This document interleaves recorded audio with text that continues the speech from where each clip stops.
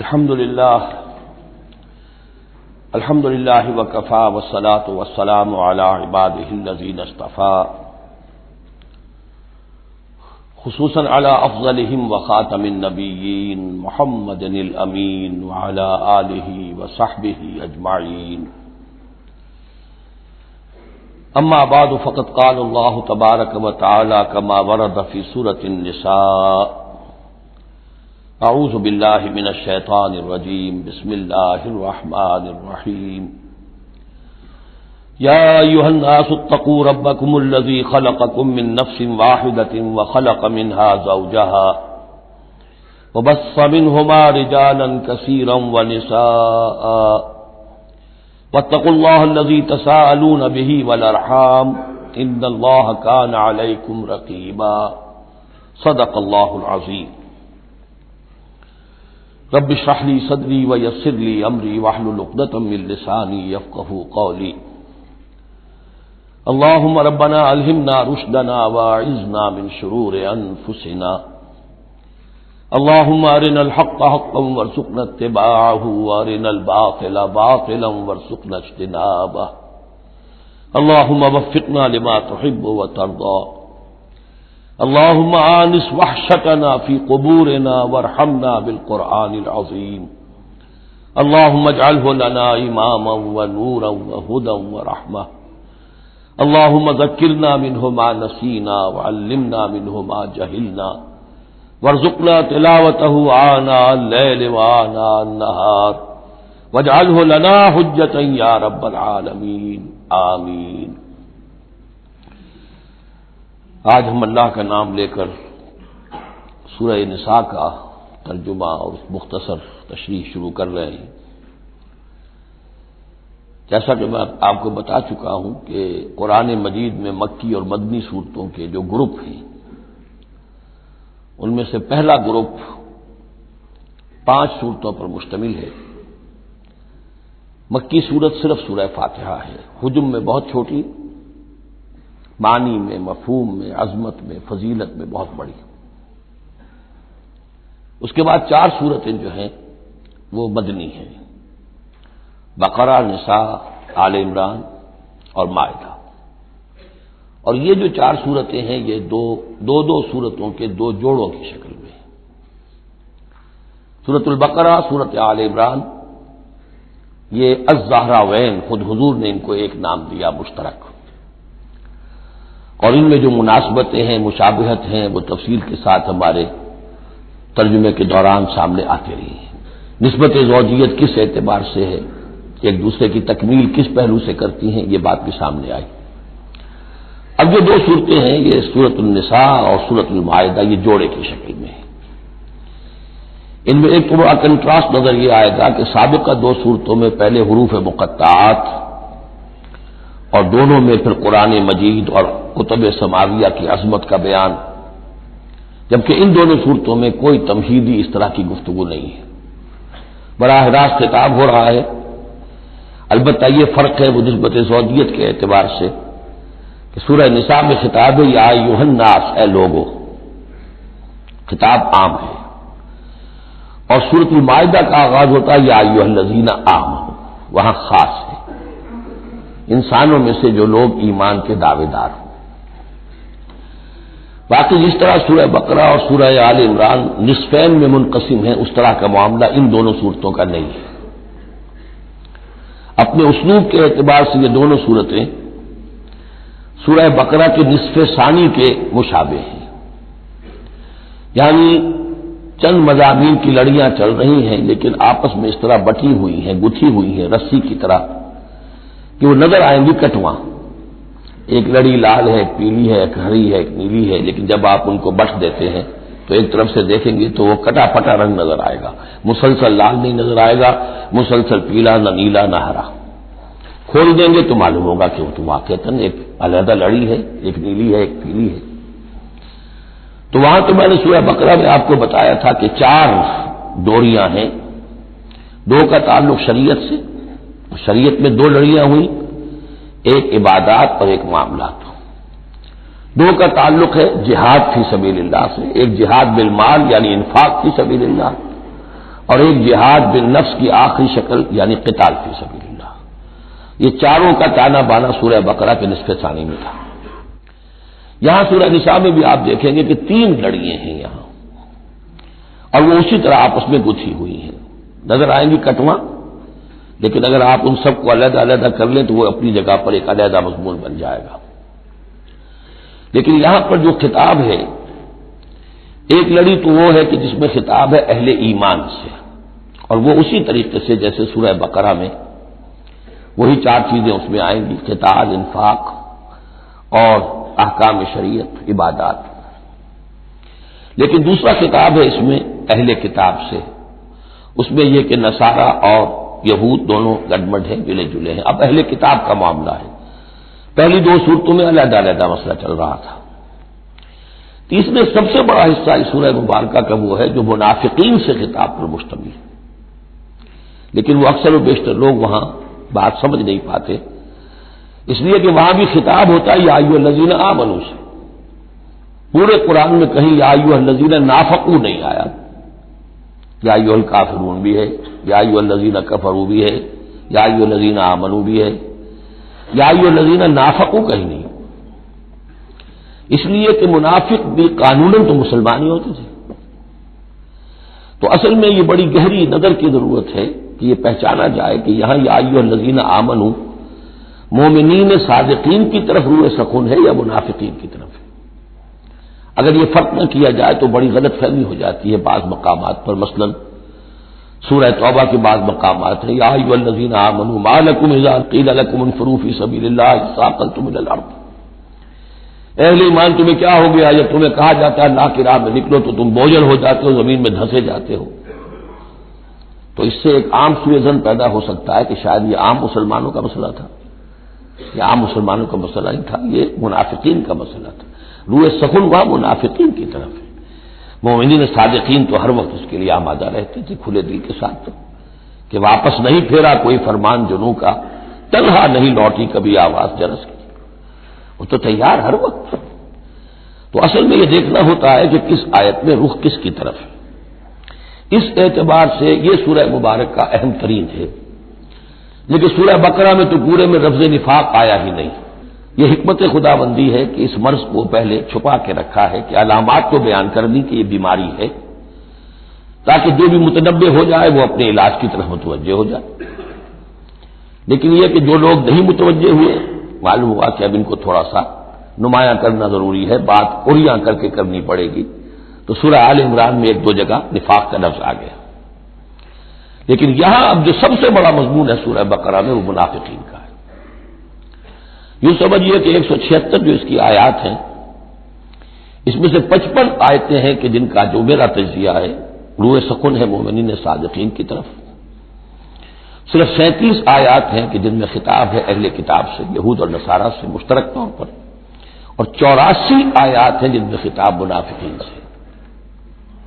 لیکن وہی بات جو میں نے عرض کی کہ جہاں بھی ان سے بات ہوگی یا ایھا الذین آمنوا کے حوالے سے ہوگی، اس لیے کہ ایمان کے دعوے دار تو وہ بھی تھے. منافق تو وہی ہوتا ہے کہ جو دعویٰ کرتا ہے ایمان کا، چاہے وہ شعوری طور پر منافق ہو چاہے غیر شعوری طور پر منافق ہو، لیکن یہ کہ دعویٰ ایمان تو اس میں موجود ہوگا.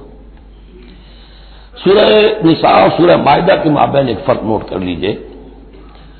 انسانی تمدن میں سب سے بنیادی چیز جو ہے وہ ہے معاشرہ، اور معاشرے میں عورت اور مرد کا تعلق، اور نمبر 2 جو معاشرے میں کچھ کمزور طبقات ہوتے ہیں ان کے لحاظ کا خیال، ان کے حقوق کا لحاظ کرنا. یہ مضمون آپ کو ملے گا سورہ نساء میں. آئلی قوانین تفصیل سے آ چکے سورہ بقرہ میں.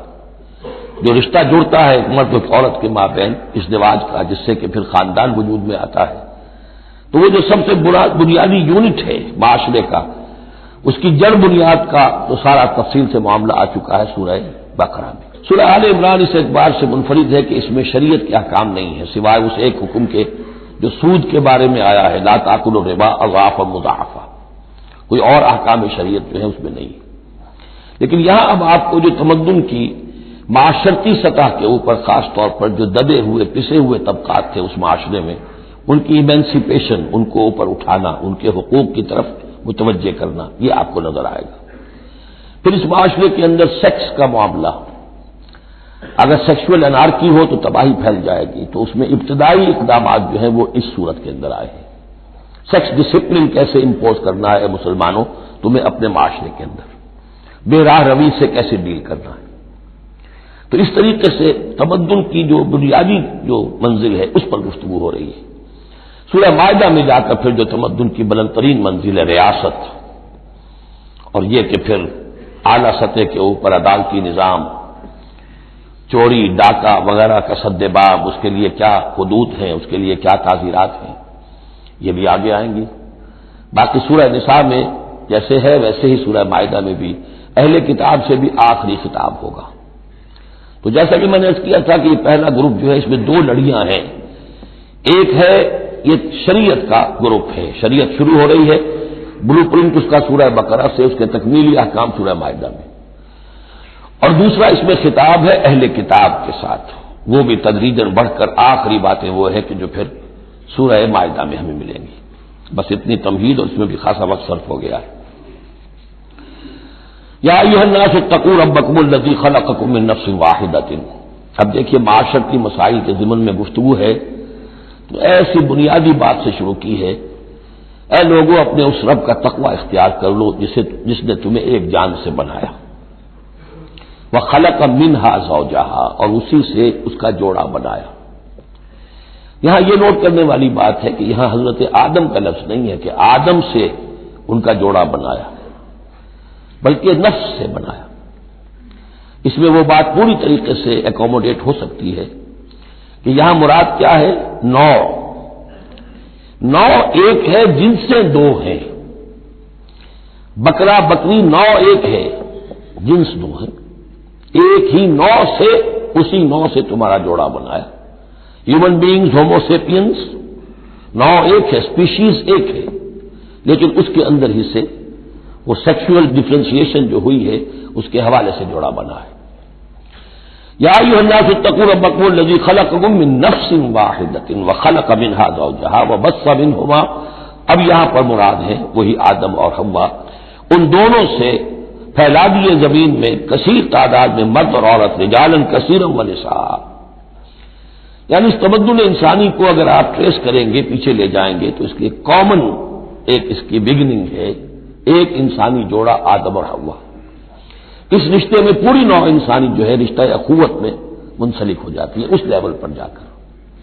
ایک ہے سگے بہن بھائی، ایک ہے دادا دادی پر جا کر کزنز مل جائیں گے، پر دادا پر دادی پر جا کر اور ایک لمبا بس حلقہ ہو جائے گا، چلتے جائیے تو آدم و حوا کی نسل جو ہے وہ جا کر آخر بالآخر ایک پیرنٹس ہے، ایک کپل ہے، آدم اور حوا۔ واتقوا اللہ الذی تساءلون بہ والارحام، دیکھیے ایک ہی آیت میں دوسری مرتبہ پھر تقوی کا حکم، اور تقوی اختیار کرو اس اللہ کا جس کا تم ایک دوسرے کو واسطہ دیتے ہو۔ آپ کو معلوم ہے کہ دنیا میں فقیر بھی مانگتا ہے تو اللہ کے نام پر مانگتا ہے، اللہ کے واسطے مانگتا ہے، اور اکثر و بیشتر معاملات جو تمدنی ہوتے ہیں، گھریلو جھگڑے ہوں، ان کو بھی جب نمٹانا ہوتا ہے تو آخر کار کہنا پڑتا ہے کہ اللہ کا نام مانو اور تم یہ بات چھوڑ دو، اپنی ضد سے باز آ جاؤ۔ تو جہاں آخری اپیل کرنی ہے اللہ کے حوالے سے تو اس کا تقوی اختیار کرو، تو یہ جھگڑے ہو گئی نہیں، اس کے احکام پر چلو۔ اس نے سوسائٹی کے مختلف طبقات کے حقوق معین کر دیے، مرد کے حقوق، عورت کے حقوق، رب المال کے حقوق، عامل کے حقوق، مضاربت ہے تو ایک وہ ہے کہ جس کا سرمایہ ہے اور ایک وہ ہے کہ جو کام کر رہا ہے، دونوں کے کیا حقوق ہیں، کیا اختیارات ہیں۔ اگر ان کی پیروی کی جائے، ان کی پابندی کی جائے تو جھگڑا نہیں ہوگا۔ والارحام، اور رحمی رشتوں کا لحاظ رکھو، یہ وہ رحمی رشتہ ہے جیسا کہ میں نے بتایا، والدہ پر جا کر بہن بھائی ایک ہو گئے، دادی پر جا کر ایک اور بڑی تعداد میں ایک ہو گئے، یہ رحمی رشتے ہیں۔ لیکن انہی رحمی رشتوں کو پھیلاتے چلے جائیے تو کل بنی آدم، اور جتنی بھی بنات حوا ہیں وہ سب ایک ہی نسل سے، ایک ہی باپ اور ایک ہی ماں کی اولاد ہے۔ ان اللہ کان علیکم رقیبا، یقیناً اللہ تعالیٰ تم پر نگران ہے۔ یہ تقویٰ کی روح ہے۔ اگر یہ خیال رہے کہ میں کسی کی نگاہ میں ہوں، کوئی مجھے دیکھ رہا ہے، میرا ہر عمل اس کی نگاہ میں ہے، چھپا ہوا نہیں ہے، چاہے میں نے سب دروازے بند کر دیے، کھڑکیاں بند کر دی اور پردے لگا دیے، سب کچھ ہو گیا، لیکن ایک آنکھ سے میں نہیں چھپ سکتا۔ ان اللہ کان علیکم رقیبا، اگر یہ مستحضر رہے تو پھر تقویٰ ہوگا، پھر اللہ کے حکم کی پابندی کی جائے گی۔ اب دیکھیے یہ حکمت نبوت ہے صلی اللہ علیہ وسلم، اس آیت کو حضور نے خطبہ نکاح میں شامل کیا، کیونکہ نکاح کا موقع کیا ہوتا ہے کہ ایک مرد ایک عورت کے درمیان پھر وہی رشتہ ازدواج قائم ہو رہا ہے، آدم کا ایک بیٹا، حوا کی ایک بیٹی، پھر اسی رشتے میں منسلک ہو رہے ہیں جس میں کہ آدم اور حوا تھے، جس طرح ان سے نسل پھیلی ہے اب ان سے آگے نسل بڑھے گی۔ لیکن یہ اس پورے معاشرتی معاملے میں، خاندانی معاملات میں، آئلی معاملات میں، جیسے سورہ بقرہ میں ہم نے دیکھا کتنی مرتبہ واتقوا اللہ واتقوا اللہ واتقوا اللہ، تقویٰ نہیں ہوگا تو پھر خالی قانون جو ہے اس کے اندر وہ تاثیر نہیں ہوا کرتی۔ قانون کو تو تختہ مشق بھی بنایا جا سکتا ہے، ولا تتخذوا آیات اللہ ہزوا، اللہ کی آیات کا ٹھٹا ہی نہ بنا دو کہ قانون کا تقاضا تو پورا ہو رہا ہے لیکن اس کی جو روح ہے وہ بالکل ختم ہو جاتی ہے۔ وآتوا الیتامی اموالہم، اور وہ جو دبے ہوئے طبقات ہیں ان میں سے یتیم ایک اہم طبقہ تھا، ان کے کوئی حقوق نہیں تھے، مال ان کے ہڑپ کر لیے جاتے تھے، کمزور تھے۔ وآتوا الیتامی اموالہم ولا تتبدلوا الخبیث بالطیب، ان کا مال جو ہے اس میں سے اچھا اچھا مال لے لیا، اپنا برا مال ان میں شامل کر دیا۔ انہیں کیا پتہ چلا؟ اگر اول تو یہ کہ ہڑپ ہی کر گئے، نہیں تو بہت متقی ہوئے تو چلیے تعداد پوری کر دی، لیکن یہ کہ ان کا جو اچھا مال تھا اپنے طرف لے لیا اور ردی مال ادھر لگا دیا۔ ولا تاکلوا اموالہم الی اموالکم، اور ان کے مال اپنے مالوں میں شامل کر کے ہڑپ نہ کرو، انہ کان حوبا کبیرا، یقیناً یہ بہت بڑا گناہ، بہت بڑے بوال کی بات ہے۔ وَإِنْ خِفْتُمْ أَلَّا تُقْسِطُوا فِي الْيَتَامَىٰ، اور اگر تمہیں اندیشہ ہو کہ تم یتیم بچیوں کے بارے میں انصاف نہیں کر سکو گے، یعنی یتیم ایک تو لڑکا ہوا، چلیے اس کی ایک زندگی ہے، ایک خاص حد کو پہنچنے کے بعد وہ ایک انڈیپینڈنٹ لائف اختیار کر لے گا۔ یتیم لڑکی کا معاملہ یہ ہوتا تھا کہ وہ یہ کہ کوئی ولی ہے، اس سے انہیں نکاح بھی کر لیا لڑکی سے تاکہ اس کا مال بھی قبضے میں آ جائے، اور چونکہ یتیم ہے اس کے پیچھے اس کے حقوق کی نگہداشت کرنے والا کوئی ہے ہی نہیں، اگر ماں باپ ہوں تو ظاہر بات ہے کہ پھر وہ بچی کے حقوق کے بارے میں بھی تو کچھ بات کر سکیں، لہذا جس طرح چاہیں اس پر ظلم کرے، ان کا کوئی پرسان حال نہیں۔ تو اس میں خاص طور پر کہ یتیم ایک تو ہے لڑکا اور ایک لڑکی یتیم۔ وآتوا الیتامی، اسے منکرین سنت نے، منکرین حدیث نے اس آیت کو مختلف طریقے سے تعبیر کیا ہے، لیکن وہ میں یہاں اس وقت بیان نہیں کر سکتا۔ جو مفہوم میں صحیح سمجھتا ہوں، جو سلف سے چلا آ رہا ہے، جو حضرت عائشہ صدیقہ رضی اللہ تعالی عنہا سے مروی ہے، تو میں وہی بات بیان کر رہا ہوں۔ یہاں جو ہے تیسری آیت میں وہ یتامہ سے مراد ہے یتیم بچیاں، یتیم خواتین۔ وَإِنْ خِفْتُمْ أَلَّا تُقْسِطُوا فِي الْيَتَامَىٰ فَانكِحُوا مَا طَابَ لَكُم مِّنَ النِّسَاءِ مَثْنَىٰ وَثُلَاثَ وَرُبَاعَ، تو پھر یہ ہے کہ تم ان یتیم بچیوں سے نکاح مت کرو، اور تمہیں جو پسند ہو، اگر ضرورت ہے دو دو تین تین چار چار کی حد تک تمہیں اجازت ہے، نکاح کر سکتے ہو۔ تعدد ازدواج کی یہی آیت قرآن مجید میں، لیکن یتیم بچیوں کے تم ولی بن کر کہیں اور ان کی شادی کرو تاکہ ان کے حقوق کے لیے پاسبان بن کر تم کھڑے ہو سکو، ورنہ یہ کہ تم نے انہیں اپنے گھروں میں ڈال دیا تو پھر ان کے حقوق کا کون ہوگا جو باز پرس کر سکے تم سے۔ فَإِنْ خِفْتُمْ أَلَّا تَعْدِلُوا، البتہ یہ جو ہم نے آزادی دی ہے دو دو تین تین چار چار، اس کی ایک شرط ہے، اور وہ یہ کہ اگر دو شادیاں ہیں، تین ہیں، چار ہیں تو عدل ہو۔ وَإِنْ خِفْتُمْ أَلَّا تَعْدِلُوا، اگر تم ان میں برابری نہ کر سکو، یہ اندیشہ ہو، فَوَاحِدَةً، تو پھر ایک ہی شادی کرو، ایک ہی بیوی، اس سے زائد نہیں۔ او ما ملکت ایمانکم، اور دوسرا کھاتا یہ ہے، یا جو تمہاری ملک یمین ہو، جو لونڈیاں ہوں، جو جنگوں میں غزوات میں جو بھی آتی تھی، وہ ایک علیحدہ معاملہ ہے، ان کی تعداد کے اوپر کوئی تعین نہیں ہے، لیکن پھر شادی ایک ہوگی۔ اگرچہ اس میں آگے چل کر بات آ جائے گی کہ اس انصاف میں قلبی رجحان اور میلان شامل نہیں ہے، جو چیز گنتی کی ہو سکتی ہے، ٹائم کتنا گزار رہے ہو، کس بیوی کے پاس کتنا، سب اس میں مساوات ہونی چاہیے، نان نفقہ کیا دے رہے ہو، کپڑے کیسے دے رہے ہو، ان تمام چیزوں میں جو کاؤنٹ ہو سکتی ہیں، جو مادی چیزیں ہیں، جو دیکھی بھالی جا سکتی ہیں، اس میں انصاف اور عدل لازم ہے۔ البتہ دلی رجحان اور میلان جس پر کہ انسان کو قابو نہیں ہوتا، اس میں گرفت نہیں ہے۔ ذالک ادنیٰ اللہ تعولوا، یہ اس سے قریب تر ہے کہ تم ایک ہی طرف کو نہ جھک پڑو، کہ ایک ہی بس بیوی کی طرف سارا میلان ہے، رجحان ہے، اور جیسا کہ آگے آئے گا کہ دوسری جو ہے یا دوسری جو ہیں وہ معلق ہو کر رہ گئی ہیں کہ نہ وہ شوہروں والی ہیں اور نہ وہ آزاد ہیں کہ کہیں اور نکاح کریں۔ وَآتُوا النِّسَاءَ صَدُقَاتِهِنَّ نِحْلًا، اور عورتوں کو ان کے مہر خوش دلی کے ساتھ دیا کرو، اس کو تاوان سمجھ کے نہ دیا کرو۔ یہ صدقات جو ہے صداق کی جمع ہے، اور صدقے کی جمع ہے صداقات، دال پر زبر ہو تو صدقے کی جمع، اور دال پر پیش ہے صدقات تو یہ صداق کی جمع ہے۔ فَإِن طِبْنَ لَكُمْ عَنْ شَيْءٍ مِّنْهُ نَفْسًا، پھر اگر وہ خود اپنی مرضی سے، اپنی رضامندی سے اس میں سے کوئی چیز تمہیں دے دیں، تم نے مہر جو انہیں دیا تھا وہ تم نے ادا کر دیا، اب وہ تمہیں کوئی ہبہ کر رہی ہیں، تمہیں اس میں سے کوئی چیز جو ہے ہدیہ کر رہی ہیں، تحفہ دے رہی ہیں، تو کوئی حرج نہیں۔ فَكُلُوهُ هَنِيئًا مَرِيئًا، تو تم اسے استعمال میں لاؤ، کھاؤ لچتا پچتا، اس میں کوئی حرج نہیں ہے، لیکن یہ ہے کہ وہ ہو ان کی مرضی سے، زبردستی نہیں، جبر کر کے نہ دے لیا جائے۔ فَإِن طِبْنَ لَكُمْ عَنْ شَيْءٍ مِّنْهُ نَفْسًا، بالکل اپنی مرضی سے۔ وَلَا تُؤْتُوا السُّفَهَاءَ أَمْوَالَكُمُ الَّتِي جَعَلَ اللَّهُ لَكُمْ قِيَامًا وَارْزُقُوهُمْ فِيهَا وَاكْسُوهُمْ وَقُولُوا لَهُمْ قَوْلًا مَّعْرُوفًا۔ اب ایک معاشرے میں طبقہ ایسا بھی ہوتا ہے سفہاء، بچہ ہے ابھی اس کو سمجھ نہیں ہے یا آوارہ ہو گیا ہے، باپ مال بہت چھوڑ گیا ہے، اب وہ مال اڑا رہا ہے، تو یہاں پہ تصور دیا گیا کہ اس میں معاشرتی سطح پر روک تھام ہونی چاہیے، یہ نہیں کہ میرا مال ہے میں جیسے خرچ کروں۔ تو اموالکم کہا گیا، یہ اصل میں ایک معاشرے کی ایک مشترک سی چیز ہے، مشترک بہبود کے لیے ہے، چاہے انفرادی ملکیت ہے لیکن پھر بھی اس معاشرے کی اس کے اندر مشترک بہبود ہونی چاہیے۔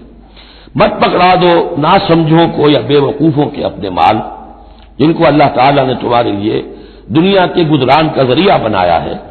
وارزقوہم فیہا، ہاں انہیں رزق دیتے رہو اس میں سے، وکسوہم، کھلاتے رہو پلاتے رہو، وقولوا لہم قولا معروفا، اور ان سے بات کیا کرو البتہ نرم اچھے انداز میں۔ یہ اصول تھا جس کے تحت کہ برٹش انڈیا میں کورٹ آف وارز مقرر ہو جاتے تھے کہ اگر کوئی بڑا جاگیردار ہے، کوئی نواب ہے اور وہ فوت ہو گیا، اس کا بیٹا جو ہے ہمارا ہے اور اس کی جو خدشہ ہے کہ اسے کچھ اڑا دے گا، ختم کر دے گا، تو کورٹ آف وارز ہو جاتا تھا، حکومت جو ہے وہ اس کا چارج لے لیتی تھی، اس کے لیے سالانہ اس میں سے اس کی آمدنی میں سے وظیفہ ہوتا تھا، اس میں اپنا خرچ کرے، لیکن یہ ہے کہ باقی چیزیں جمع رہتی تھی تاکہ یہ ان کی آئندہ نسل کے کام آ سکے۔ وَابْتَلُوا الْيَتَامَىٰ حَتَّىٰ إِذَا بَلَغُوا النِّكَاحَ، اور یتیموں کی دیکھ بھال کرتے رہو، جانچ پرکھ کرتے رہو، دیکھتے رہو کہ ان کے اندر کبھی شعور پیدا ہو گیا یا نہیں۔ فَإِنْ آنَسْتُم مِّنْهُمْ رُشْدًا، تو جب تم دیکھو ان میں کہ اب یہ باشعور ہو گئے ہیں، سمجھدار ہو گئے ہیں، فَادْفَعُوا إِلَيْهِمْ أَمْوَالَهُمْ، تو ان کے اموال ان کے حوالے کر دو۔ وَلَا تَأْكُلُوهَا إِسْرَافًا وَبِدَارًا أَن يَكْبَرُوا، اور دیکھو اس مال کو کھانے کی کوشش نہ کرو، ہڑپ نہ کرو جلدی سے، کہ ایسا نہ ہو کہ بچے جوان ہو جائیں تو یہ مال تو دے ہی دینا ہے میں نے، تو اس سے پہلے پہلے جتنا بھی اس کو میں کھا جاؤں کھا لوں۔ وَمَنْ كَانَ غَنِيًّا فَلْيَسْتَعْفِفْ، اگر کوئی جو ولی ہے یتیم کا وہ غنی ہے، اللہ نے اسے خود دے رکھا ہے، کشائش ہے اس کے پاس، تو پھر اسے یتیم کے مال میں سے کچھ بھی لینے کا حق نہیں ہے، پھر اسے یتیم کے مال سے بچتے رہنا چاہیے۔ وَمَنْ كَانَ فَقِيرًا، اور اگر کوئی خود تنگ دست ہے، محتاج ہے، اب ظاہر بات ہے وہ یتیم کی کوئی نگہداشت بھی کر رہا ہے، اس کا کچھ وقت بھی اس پہ صرف ہو رہا ہے، تو فَلْيَأْكُلْ بِالْمَعْرُوفِ، تو معروف طریقے سے بھلے انداز میں، جو کہ معقول انداز ہو، اس میں سے اگر وہ یتیم کے مال میں سے کچھ کھا بھی لے تو کوئی حرج نہیں ہے۔ اسلام کی تعلیم بڑی فطری ہے، اس کے اندر وہ بندشیں نہیں ہے کہ جو ان نیچرل ہوں، جن پر عمل کرنا ناممکن ہو جائے۔ فَإِذَا دَفَعْتُمْ إِلَيْهِمْ أَمْوَالَهُمْ، اور جب تم ان کے مال ان کے حوالے کر دو، فَأَشْهِدُوا عَلَيْهِمْ، تو گواہ بنا لو کہ یہ چیزیں تھیں جو آج کی تاریخ میں میری تحویل میں تھی، آج تک میں نے ان کے حوالے کر دی۔ وَكَفَىٰ بِاللَّهِ حَسِيبًا، باقی اللہ تعالیٰ کافی ہے حساب لینے کے لیے، یہ دنیا کا معاملہ ہے، اس کے لیے لکھت پڑھت شہادت، باقی اصل حساب تو تمہیں اللہ کے ہاں جا کے دینا ہے۔ لِلرِّجَالِ نَصِيبٌ مِّمَّا تَرَكَ الْوَالِدَانِ وَالْأَقْرَبُونَ، مردوں کے لیے بھی حصہ ہے اس میں سے کہ جو ترکہ چھوڑا ہو، جو وراثت چھوڑی ہو والدین نے اور رشتہ داروں نے۔ وَلِلنِّسَاءِ نَصِيبٌ مِّمَّا تَرَكَ الْوَالِدَانِ وَالْأَقْرَبُونَ، اور عورتوں کا بھی حصہ ہے اس میں سے جو والدین کی وراثت ہے، جو انہوں نے ترک کیا ہے، ان کا ترکہ ہے، اور رشتہ داروں کا۔ یہاں پہلی مرتبہ اب عورت کو وراثت کا حق دیا جا رہا ہے، ورنہ عرب کے معاشرے میں عورت کا کوئی حق وراثت نہیں تھا۔ یہاں پہ فرمایا گیا کہ مما قل منہ او کثر، چاہے وہ وراثت تھوڑی ہو چاہے زیادہ ہو، قانون جو ہے اللہ کا اس کو اس کے اوپر پورے طور سے نافذ ہونا چاہیے. نصیبا مفروضہ، اور یہ حصہ ہے اللہ کی طرف سے فرض کیا گیا. اب میں آپ کو نوٹ کراؤں گا کتنی مرتبہ یہ تاکید ہو رہی ہے اس قانون وراثت کی، اور آپ اگر ساتھ ہی دیکھتے رہیں کہ کتنی دھجیاں اس کی بکھرتی ہیں ہمارے معاشرے کے اندر، کوئی ان کا لحاظ نہیں.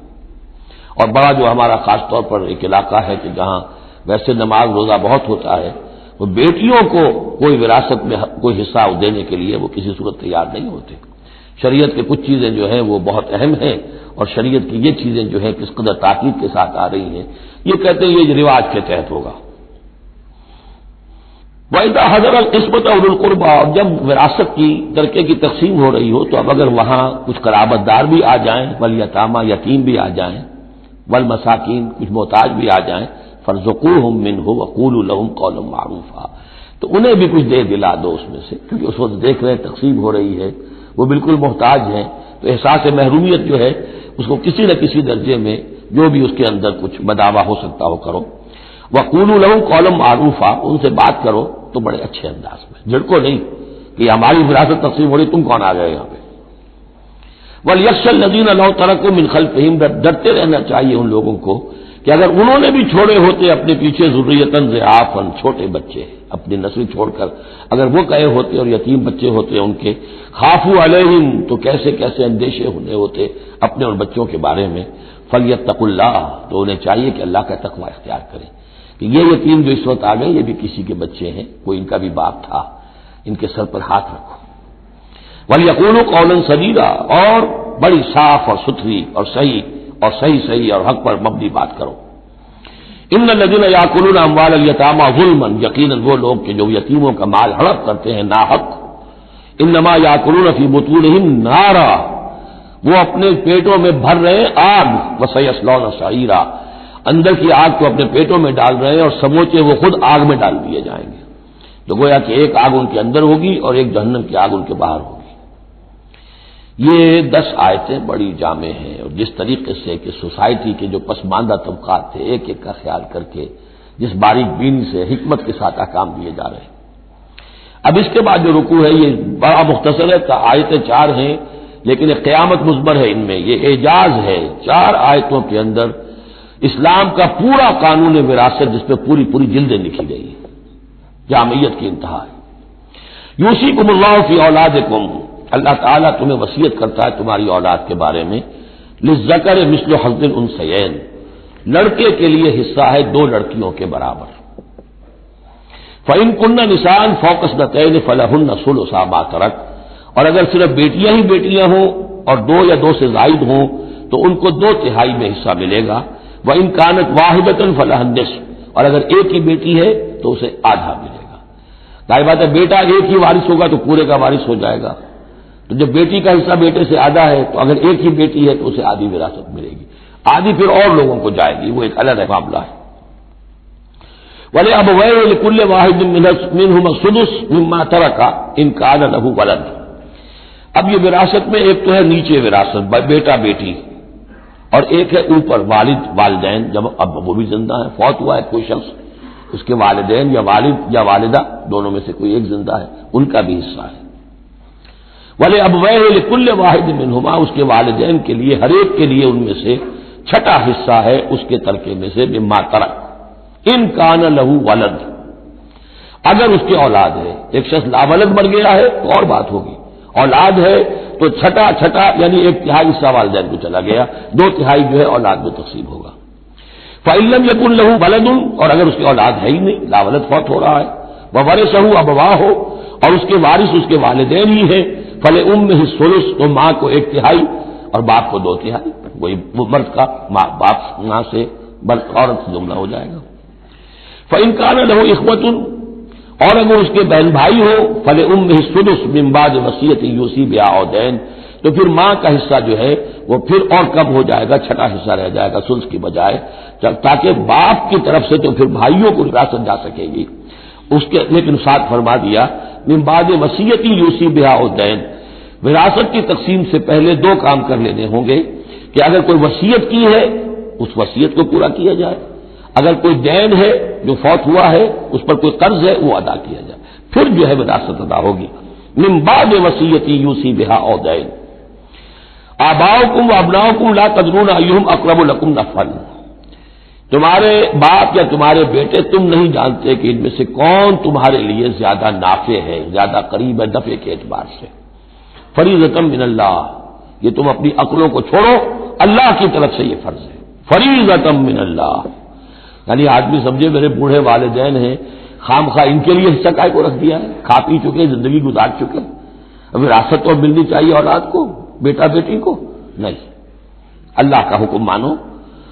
آباؤکم و ابناؤکم لا تدرون ایہم اقرب لکم نفعا فریضۃ من اللہ ان اللہ کان علیما حکیما. یقیناً اللہ تعالی علیم اور حکیم ہے، اس کا کوئی حکم علم اور حکمت سے خالی نہیں. وَلَكُمْ نِصْفُ مَا تَرَكَ أَزْوَاجُكُمْ إِن لَّمْ يَكُن لَّهُنَّ وَلَدٌ.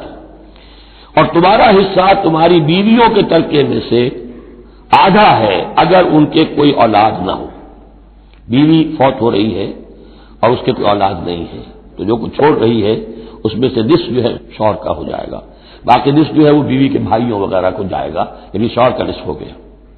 فَإِن كَانَ لَهُنَّ وَلَدٌ، اور اگر اس کی اولاد ہے فَلَكُمُ الرُّبُعُ مِمَّا تَرَكْنَ، پھر تمہارے لیے چوتھائی حصہ ہوگا اس میں یہ جو اس نے چھوڑا ہے، باقی 3/4 اس کی اولاد میں تقسیم ہو جائے گا. من بعد وصیت یوصین بہا او دین، اور یہ بھی ہوگا وصیت کی ایگزیکیوشن کے بعد اور اگر کوئی قرض ہے اس کی ادائیگی کے بعد. وَلَهُنَّ الرُّبُعُ مِمَّا تَرَكْتُمْ، اور جو کچھ تم چھوڑو، مرد شوہر فوت ہو گیا ہے تو اس کی وراثت میں سے بیویوں کا حصہ ہے چوتھا. ان لم یکن لکم ولد، اگر تمہارے کو اولاد نہیں ہے. فَإِن كَانَ لَكُمْ وَلَدٌ، اور اگر تمہارے اولاد ہے فَلَهُنَّ الثُّمُنُ مِمَّا تَرَكْتُمْ مِن بَعْدِ وَصِيَّةٍ يُوصُونَ بِهَا أَوْ دَيْنٍ، تو پھر تو ان کے لیے 8واں حصہ ہے. اگر تمہارے لیے اولاد ہے تو تمہاری بیوی کے لیے پھر 8واں حصہ ہے تمہارے ترکے میں سے. من بعد وصیت توصون بہا او دین، اس وصیت کو تکمیل کے بعد جو تم نے کی ہو یا قرض جو تمہارے ذمے ہو ادا کرنے کے بعد.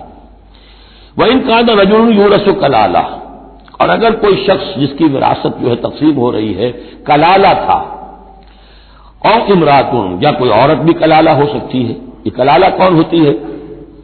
جس کے نہ تو والدین ہو نہ اولاد ہو، میت ہے، فوت شدہ مرد ہے یا عورت ہے، تو جو نہ تو ہے اوپر والدین میں سے کوئی اور نہ کوئی اولاد میں سے، وہ اس کو کلالہ کہتے ہیں. بہن بھائی ہیں. اب بہن بھائیوں میں جو تقسیم ہوگی وہ ایک تقسیم تو وہی ہے کہ جو حقیقی اور عینی اور اللہ کی بہن بھائیوں میں ہوتی ہے، وہ تو ہے اسی طرح جیسے کہ اولاد کی ہے. لیکن یہاں خاص حکم دیا جا رہا ہے. عربوں میں اصل میں 3 قسم کے بہن بھائی ہوتے تھے. ایک عینی وہ ہے، باپ بھی وہی ہے مشترک، ماں بھی وہی ہے، جنہیں ہم حقیقی کہتے ہیں. ہمارے ہاں حقیقی بھائی، حقیقی بہن، یعنی والدین دونوں مشترک ہیں. اللاتی کہ باپ ایک ہے اور مائیں جدا ہیں، لیکن عرب میں ان میں کوئی فرق نہیں تھا، وہ بھی حقیقی کہلاتے تھے. حکم جو ہے معاشرے کے اندر ان کے عینی اور اللاتی بہن بھائیوں کا ایک ہی تھا، کوئی فرق نہیں تھا. ان کے یہاں سوتیلا وہ کہلاتا تھا کہ ماں ایک ہو باپ اور ہو. ایک شخص کی اولاد تھی، وہ فوت ہو گیا، اب اس کی بیوی نے دوسری شادی کر لی ہے، اب اس سے بھی اولاد ہے، تو ماں تو ایک ہے، اولاد دو ہیں، 2 باپ سے ہیں، وہ کہلاتے ہیں کہ جو اخیافی ہیں. ان کا حکم دے رہا ہے کہ اگر کوئی شخص مرا ہے وہ کلالہ ہے، چاہے وہ مرد ہے یا عورت ہے، وَلَهُ أَخٌ أَوْ أُخْتٌ، اس کی ایک بہن ہے یا ایک بھائی ہے، فَلِكُلِّ وَاحِدٍ مِّنْهُمَا السُّدُسُ، تو ان میں سے ہر ایک کے لیے 6واں حصہ ہے. فَإِن كَانُوا أَكْثَرَ مِن ذَلِكَ، اور اگر وہ اس سے زیادہ ہیں، فَهُمْ شُرَكَاءُ فِي الثُّلُثِ، پھر وہ 1/3 میں حصے دار رہیں گے. من بعد وصیت یوصى بها أو دین، یہی 2 شرطیں پھر ہیں. اس وصیت کو ایگزیکیوٹ کرنے کے بعد جو کی گئی ہو یا قرض کی ادائیگی کے بعد، غیر مضار، اور یہ سارا کام ایسے ہونا چاہیے کہ کسی کو ضرر پہنچانے کی نیت نہ ہو. وصیۃ من اللہ، یہ اللہ کی طرف سے تاکید ہے. واللہ علیم حلیم، اللہ تعالیٰ سب کچھ جاننے والا، کمال حلم والا ہے. اس کے حلم پر دھوکہ نہ کھاؤ کہ وہ تمہیں پکڑ نہیں رہا ہے. اس کی پکڑ جب آئے گی تو ان بطش ربک لشدید، پھر اس کی پکڑ بڑی سخت ہوگی. تلک حدود اللہ، یہ اللہ کے حدود ہیں. ومن یطع اللہ ورسولہ یدخلہ جنات تجری من تحتہا الانہار، جو اللہ اور اس کے رسول کی اطاعت کرے گا وہ داخل کرے گا انہیں ان باغات میں جن کے دامن میں ندیاں بہتی ہوں گی، خالدین فیہا، جس میں وہ ہمیشہ ہمیشہ رہیں گے، وذالک الفوز العظیم، اور یقیناً یہ بہت بڑی کامیابی ہے۔ ومن یعص اللہ ورسولہ ویتعدی حدودہ، اور جو کوئی نافرمانی کرے اللہ اور اس کے رسول کی اور تجاوز کرے اس کی حدود سے، یدخلہ نارا خالدا فیہا، اس کو وہ داخل کرے گا آگ میں جس میں وہ ہمیشہ ہمیشہ رہیں گے، وَلَهُ عذاب مہین، اور ان کے لیے عذاب مہین ہوگا، احانت آمیز عذاب۔ اب جو میں نے عرض کیا تھا سیکس ڈسپلن، اسلامی معاشرے کی جب تطہیر شروع ہو رہی ہے، مکے میں تو ظاہر بات ہے مسلمان جب تک تھے تو غلبہ وہاں کفار کا تھا، اب یہاں مدینے میں اللہ نے مسلمانوں کو وہ حیثیت دی ہے کہ اپنے معاملات کو سنوارنا شروع کریں، تو ایک ایک کر کے ان معاشرتی چیزوں کو اور ان سوشل پرابلمز کو ڈیل کیا جا رہا ہے۔ اب اگر کوئی سیکشول انارکی ہے، کوئی بدکاری معاشرے میں ہے، کیا کیا جائے، کیسے روک تھام ہو، اس کے ابتدائی احکام یہ آ رہے ہیں، اس کے تکمیلی احکام جو ہے وہ سورہ نور میں آئیں گے چل کر، یہ تدریجاً، یہ سورہ نساء، پھر ہے سورہ احزاب، پھر ہے سورہ نور، اور پھر ہے سورہ مائدہ۔ اب اللہ تعالیٰ کی حکمت یہ ہوئی کہ سورہ نور اور سورہ احزاب کو کافی دور آگے رکھا ہے مصحف میں، اور یہاں پر سورہ نساء کے بعد سورہ مائدہ آ گئی ہے، ورنہ سورہ نساء، پھر سورہ احزاب، پھر سورہ نور، اور پھر سورہ مائدہ ہے، ترتیب یہ ہے۔ باقی اور بھی مدنی صورتیں درمیان میں ہیں، لیکن یہ چار بڑی بڑی صورتیں جو ہیں جن میں معاشرتی مسائل جو ہیں وہ تفصیل سے آئے ہیں، ان کی ترتیب یہ ہے۔ واللاتی یاتین الفاحشۃ من نسائکم، اور وہ عورتیں تمہاری عورتوں میں سے جو کوئی کسی بے حیائی کا ارتکاب کریں، فاستشہدوا علیہن اربعۃ منکم، تو پھر گواہ بناؤ، گواہ لاؤ ان پر تم میں سے چار۔ اگر وہ گواہی دیں، فإن شہدوا، اگر گواہی دیں کہ ہاں اس عورت نے بدکاری کی ہے، فامسکوہن فی البیوت، تو پھر ان عورتوں کو گھروں میں بند کر دو، حتی یتوفاہن الموت، یہاں تک کہ موت ان کو لے جائے، یتوفاہن الموت، موت ان کو لے جائے، موت ان کا قصہ پاک کرے، اور یجعل اللہ لہن سبیلا، یا اللہ ان کے لیے کوئی اور راستہ نکال دے۔ وہ راستہ نکالنا ہے جو سزا کی پھر بعد میں نصاب آ گیا کہ اگر اس کو پھر سزا دے دی جائے، حد جاری کرتی جائے تو پھر آزاد ہو جائیں گے، لیکن ابھی ابتدائی حکم ہے۔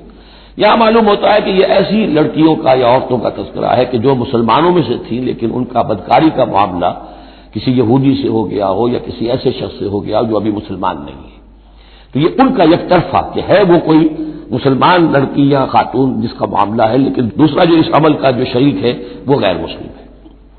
واللذین یاتیانھا منکم، اور اگر وہ دونوں تمہیں میں سے ہوں، مرد بھی اور عورت بھی، فآذوہما، تو ان دونوں کو پھر اذیت دو، تکلیف دو، انہیں سزا دو۔ فإن تابا واصلحا، پھر اگر وہ توبہ کر لیں اور اصلاح کر لیں، فأعرضوا عنہما، تو ان کو چھوڑ دو۔ ان اللہ کان توابا رحیما، یقیناً اللہ تعالی بہت توبہ کا قبول فرمانے والا اور رحیم ہے۔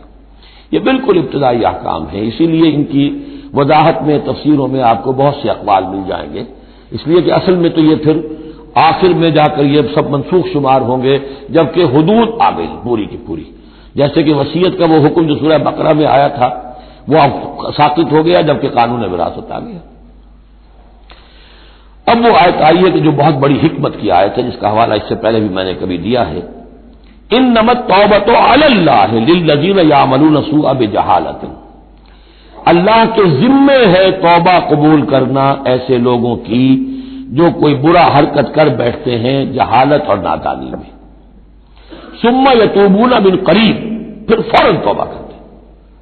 یعنی اگر ایمان اندر ہے تو کسی وقت ایسا تو ہو گیا کہ کوئی خارجی اثرات اتنے پوٹنٹ ہو گئے یا نفس کے اندر ہیجان ایسا ہو گیا کہ آدمی کنٹرول نہیں کر سکا، لیکن جیسے ہی اس کے بعد ہوش میں آئے گا اس پر شدید پچھتاوا، شدید ندامت طاری ہو جائے گی، تو اس کے لیے یہ کہ وہ توبہ کرے تو اللہ تعالیٰ اس کی توبہ قبول فرمائے گا۔ فَأُولَٰئِکَ یتوب اللہ علیہم، تو اللہ تعالیٰ ایسے لوگوں کی توبہ قبول فرمائے گا۔ وَكَانَ اللَّهُ عَلِيمًا حَكِيمًا، اللہ تعالیٰ علیم اور حکیم ہے۔ وَلَيْسَتِ التَّوْبَةُ لِلَّذِينَ يَعْمَلُونَ السَّيِّئَاتِ، ایسے لوگوں کا کوئی حق نہیں ہے توبہ کا کہ جو اپنی برائی حرکتیں کرتے رہیں، حرام خوریاں کرتے رہیں، زندگی بھر عیش لوٹاتے رہیں۔ وَإِلَى الَّذِينَ يَمُوتُونَ حَتَّى إِذَا حَضَرَ أَحَدَهُمُ الْمَوْتُ قَالَ إِنِّي تُبْتُ الْآنَ، یہاں تک کہ جب موت کا وقت آ جائے تو کہیں کہ اب میں توبہ کرتا ہوں، یہ توبہ نہیں ہے۔ وَلَلَّذِينَ يَمُوتُونَ وَهُمْ كُفَّارٌ، اسی پر قیاس کر لیجیے جو مر بھی گئے کافر کفر کی حالت میں، ان کی توبہ کا کوئی سوال ہی نہیں۔ اولئک اعتدنا لهم عذابا الیما، ایسے لوگوں کے لیے تو ہم نے دردناک عذاب تیار کر رکھا ہے۔ یا ایھا الذین آمنوا لا یحل لکم ان ترثوا النساء کرہا، اہل ایمان تمہارے لیے جائز نہیں ہے کہ تم عورتوں کو زبردستی وراثت میں لے لو۔ یہ بھی اس عورتوں کے طبقے پر جو شدید ظلم ہوتا تھا، کیونکہ پالیگیمی عام تھی، ایک شخص ہے فوت ہوا ہے، 4 ہیں 5 بیویاں ہیں، اب فرض کیجئے کہ جو بیٹا ہے بڑا جو وارث بن گیا ہے، اب باقی اس کی حقیقی ماں تو ایک ہی ہے، باقی سوتیلی مائیں وہ ان کو وراثت میں لے لیتا تھا کہ میرے قبضے میں رہیں گی یہ، بلکہ ان سے شادیاں بھی کر لیتے تھے، بغیر شادی اپنے گھروں میں ڈالے رکھتے تھے، یا پھر یہ کہ اختیار اپنے ہاتھ میں رکھ کر ان کی شادی کہیں کرتے تھے تو خود مہر لیتے تھے، اس طرح کے معاملات کرتے تھے، عورتوں کے ساتھ یہ ظلم ہوتے تھے۔ یا ایھا الذین آمنوا لا یحل لکم ان ترثوا النساء کرہا، اہل ایمان تمہارے لیے جائز نہیں ہے کہ تم عورتوں کے وارث بن بیٹھو زبردستی۔ ولا تعضلوهن لتذهبوا ببعض ما آتيتموهن، اور نہ تمہارے لیے یہ جائز ہے کہ تم ان کا راستہ روک کے رکھو انہیں، تاکہ تم واپس لے لو ان سے جو کچھ کہ تم نے انہیں دیا ہے۔ اب نکاح کیا تھا اس وقت تو بڑے چاؤ تھے اور لان تھے اور کیا کیا دے دیا تھا، اور اب جو ہے اس سے وہ واپس ہتھیانے کے لیے طرح طرح کے ہتھ کنڈے استعمال ہو رہے ہیں، انہیں تنگ کیا جا رہا ہے، ٹارچر کیا جا رہا ہے، ذہنی طور پر تکلیف پہنچائی جا رہی ہے۔ الا یاتین بفاحشۃ مبینہ، ہاں اگر کسی سے صریح جو ہے حرام کاری کا فعل سرزد ہو گیا، اس پر تو زیادتی کی جائے، اسے کچھ سزا دی جائے، جیسے کہ اوپر آ چکا ہے فاعذوہما، اس وقت تو اجازت ہے۔ اس کے بغیر جو ہے کسی کے اوپر زیادتی کرنا، خاص طور پر اگر نیت یہ ہے کہ میں اس سے اپنا مہر واپس لے لوں۔ وعاشروہن بالمعروف، دیکھو عورتوں کے ساتھ معاشرت اختیار کرو، رہو سہو معروف طریقے پر، بھلے طریقے پر، اچھے طریقے پر، نیکی اور راستی کے ساتھ۔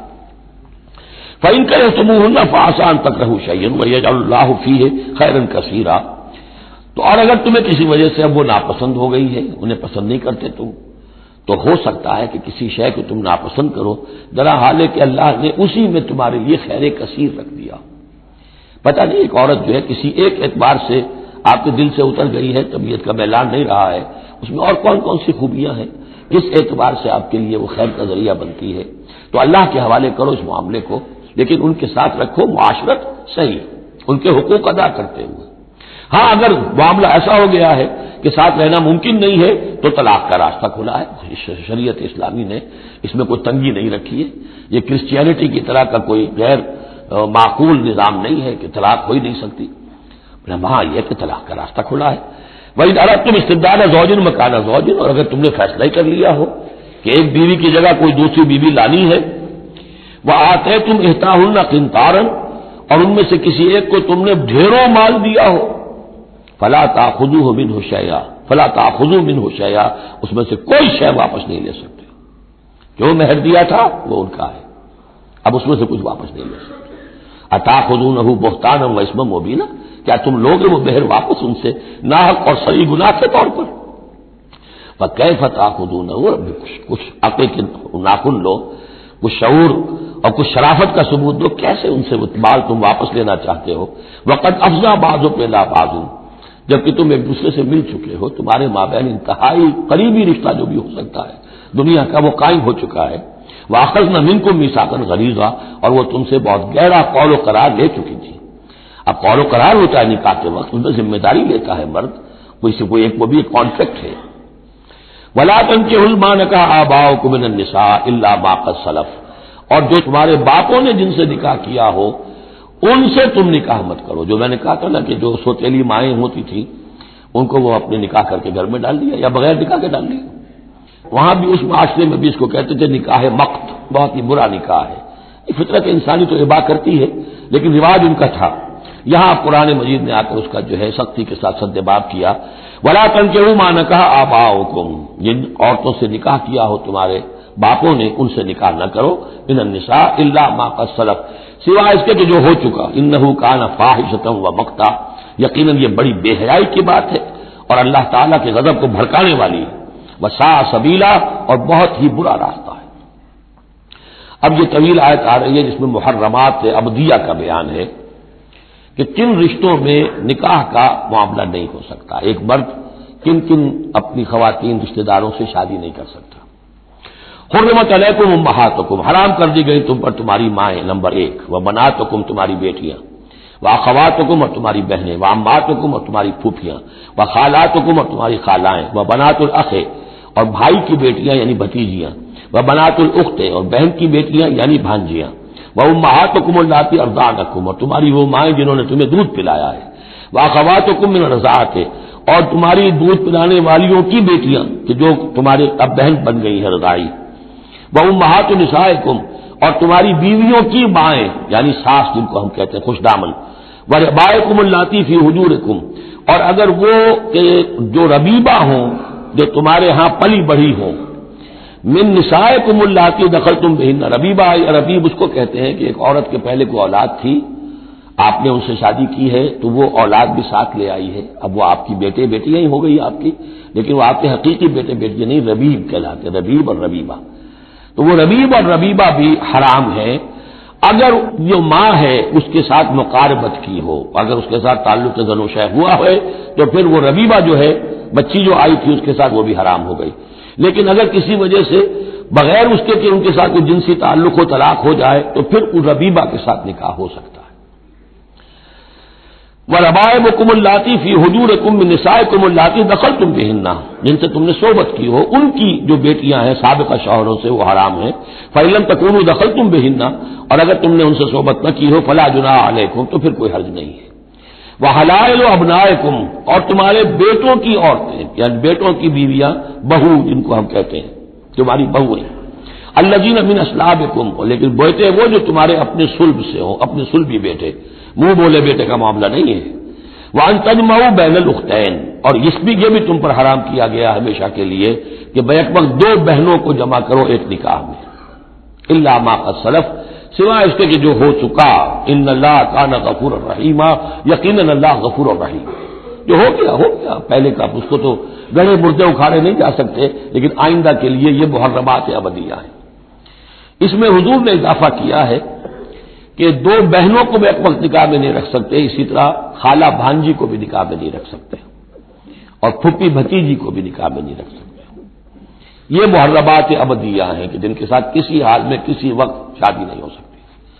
اب ہے وہ محرمات جو عارضی ہیں، والمحصنات من النساء، وہ عورتیں جو کسی اور کے نکاح میں ہیں، اب یہ اس وجہ سے کہ وہ اس کے نکاح میں ہے آپ پر حرام ہے، ہاں اگر وہ طلاق دے دے پھر آپ شادی کر سکیں گے اس سے، لیکن یہ کہ اس کے اوپر جو حرمت ہے اس کی، وہ حرمت ابدی اس نوع کی نہیں ہے جو اس آیت میں جو بیانات ہوئی، بلکہ یہ کہ وہ تو کسی اور کے نکاح میں ہونے کے محسنات، حسن کہتے ہیں قلعے کو، جو قلعے میں ہے، پہلے ہی ایک خاندان کے قلعے کے اندر ہیں وہ، اور شوہر والیاں ہیں، الا ما ملکت ایمانکم، سوائے یہ کہ ان میں سے کوئی تمہارے ہاں کنیز بن کر آ جائے۔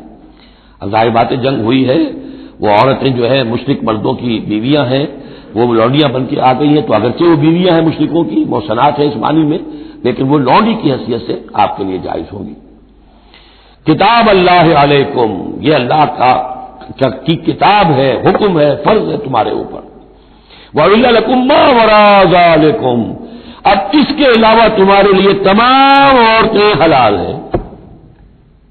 تو آپ نے دیکھا کہ کتنی تھوڑی سی تعداد میں عورتیں ہوئیں کہ جن سے نکاح حرام ہوا، باقی کثیر تعداد، یعنی مباحات کا دائرہ بہت وسیع ہے، محرمات کا دائرہ بہت محدود ہے۔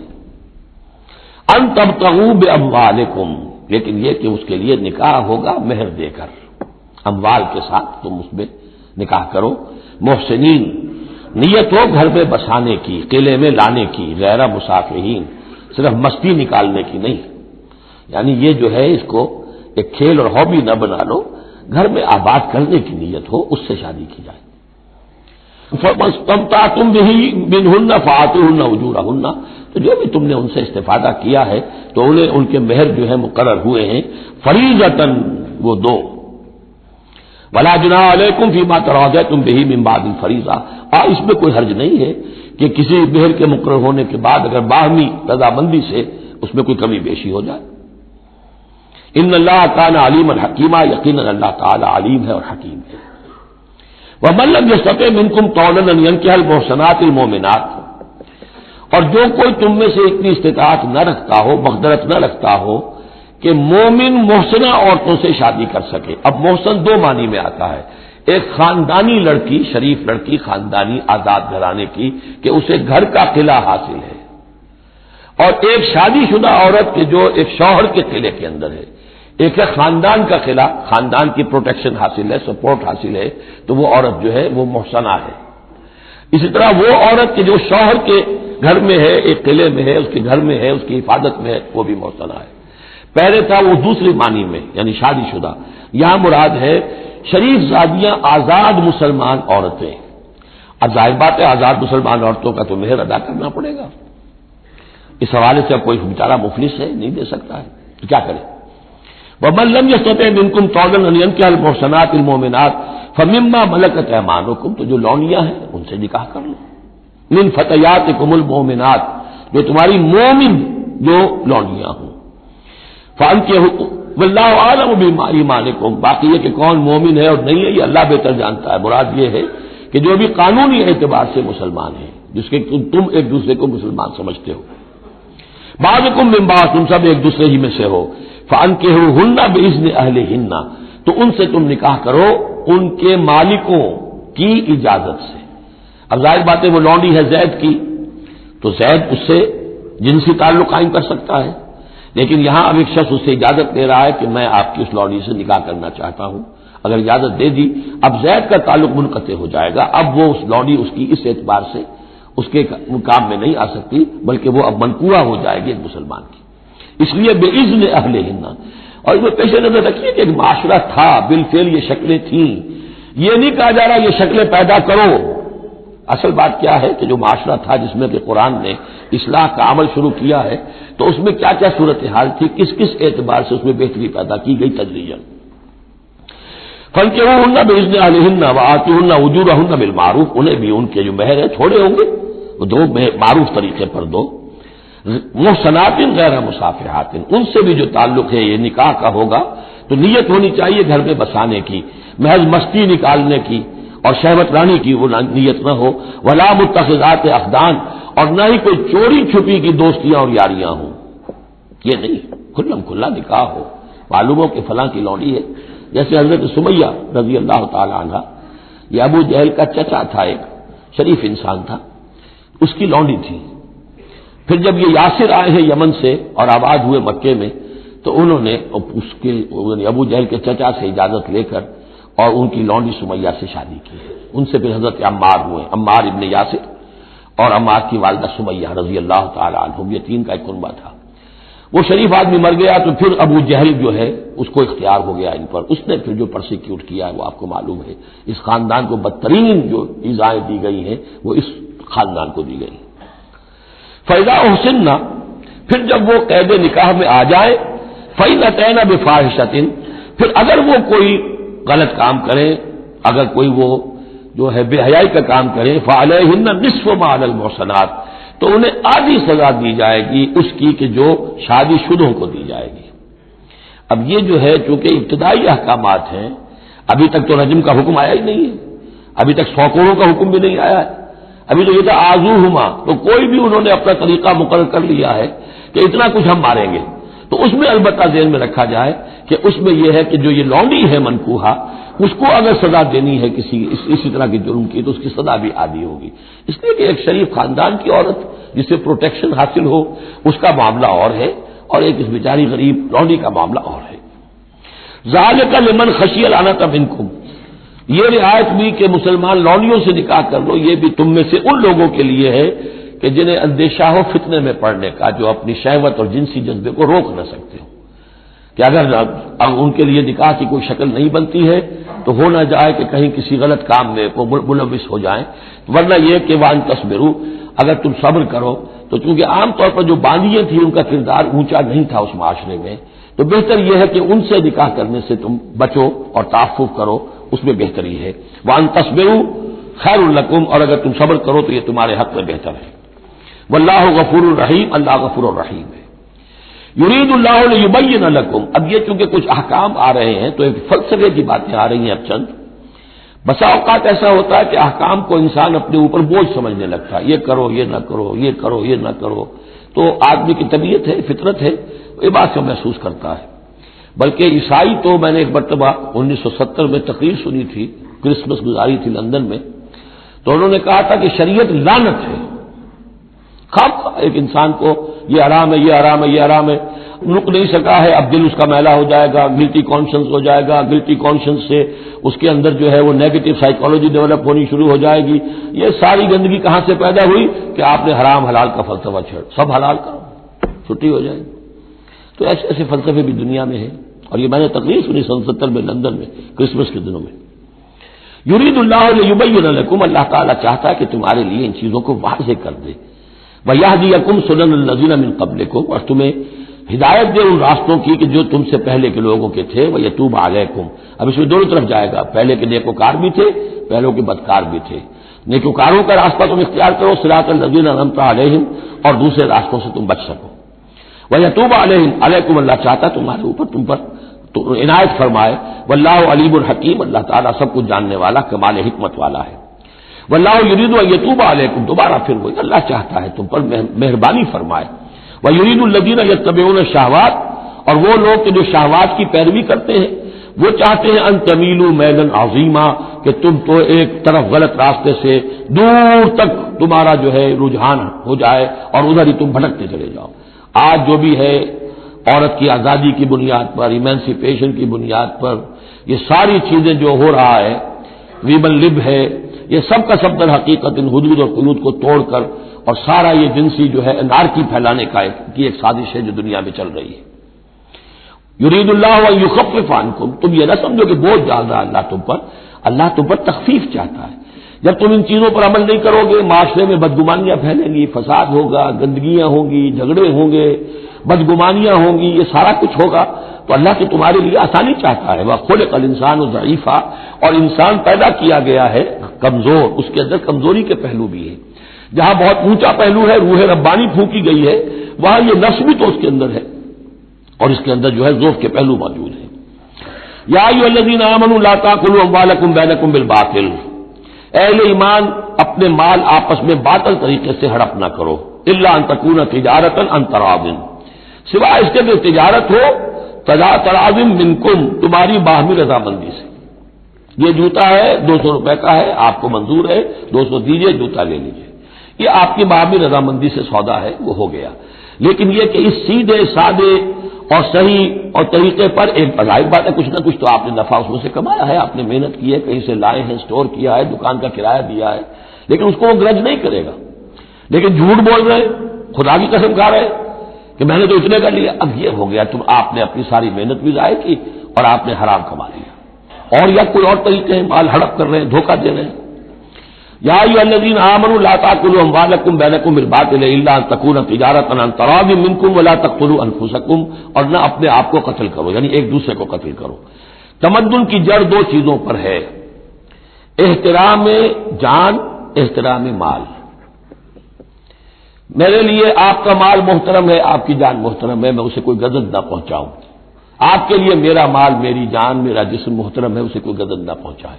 اگر تو یہ جنٹلمین ایگریمنٹ ہمارا چلتا ہے تب تو ہم ایک معاشرے میں رہ سکتے ہیں، ایک ملک میں رہ سکتے ہیں، اور اس میں اطمینان ہوگا، سکون ہوگا، چین ہوگا۔ اور جہاں یہ دونوں احترام ختم ہو گئے، جان کا نہ مال کا، تو ظاہر بات ہے کہ پھر وہاں سکون کہاں سے آئے گا، اطمینان کہاں سے آئے گا، چین کہاں سے آئے گا۔ وَلَا تَقْتُلُوا أَنفُسَكُمْ إِنَّ اللَّهَ كَانَ بِكُمْ رَحِيمًا، یقیناً اللہ تعالی تم پر بہت ہی مہربان ہے۔ وَمَن يَفْعَلْ ذَلِكَ عُدْوَانًا وَظُلْمًا، اور جو کوئی بھی یہ کام کرے گا، دو کام، چوری اور دھوکہ اور قتل نفس، ظلمًا اور عدوانًا، تعدی کے ساتھ، ظلم کے ساتھ، فسوف نصلیہ نارا، تو اسے تو ہم جھونک دیں گے آگ میں، وَكَانَ ذَلِكَ عَلَى اللَّهِ يَسِيرًا، اور یہ چیز اللہ پر بہت آسان ہے۔ یہ نہ سمجھنا کہ کیا اللہ تعالیٰ تمام نوع انسانی کو جہنم میں جھونک دے گا، یہ اللہ کے لیے بہت آسان ہے۔ بارک اللہ لی ولکم فی القرآن العظیم ونفعنی وإیاکم بالآیات والذکر الحکیم۔